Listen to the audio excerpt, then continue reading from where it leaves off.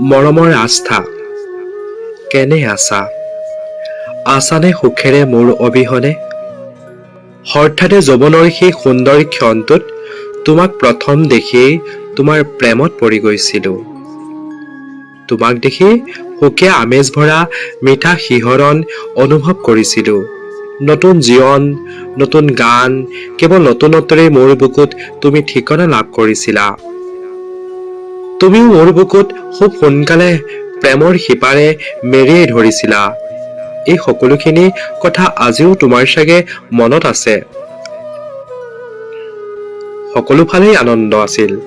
এদিন হঠাতে তুমি ফোন কৰি যিখিনি কথা কৈছিলা, এক মুহূৰ্ততে সকলো সপোন থান বান হৈ গুচি গৈছিল। আজি বহুদিনৰ পিছত এই প্ৰেমৰ দিৱসত তোমালৈ মনত পৰিল। তুমি কোনোদিনেই আহিব নোৱাৰা বুলি জানিও আজিও ৰৈ থাকো অধীৰ অপেক্ষাৰে তোমাৰ বাবে।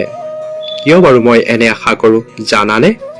কাৰণ তুমি মোৰ বুকুত বহুতো মৰম সানি গলা। তুমি বিহীন সময়বোৰ মই কেনেকৈ পাৰ কৰিম? তুমিতো এতিয়া নাজানা কেনেকৈ পাৰ কৰিছো তুমি বিহীন হাজাৰটা ৰাতি। তোমাৰ জানো অলপো মোলৈ মনত নপৰে? মই জানো তোমাৰো বহুত মনত পৰে। তুমি হয়তো মোক পাহৰা নাই, কাৰণ পাহৰো বুলিতো পাহৰিব নোৱাৰি। আমি দুয়ো দুটা কোণত আছো যদিও নিজ নিজ পৃথিৱীত সুখী হৈ আছো, হয়নে?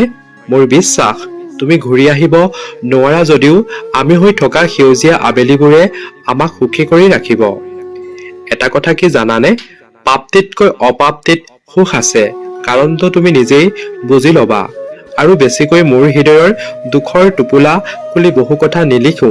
শেষত তুমি যে মোৰ কবিতা পঢ়ি ভাল পোৱা, সেইবাবে কবিতাৰ কেইটামান শাৰী তোমাৰ বাবে।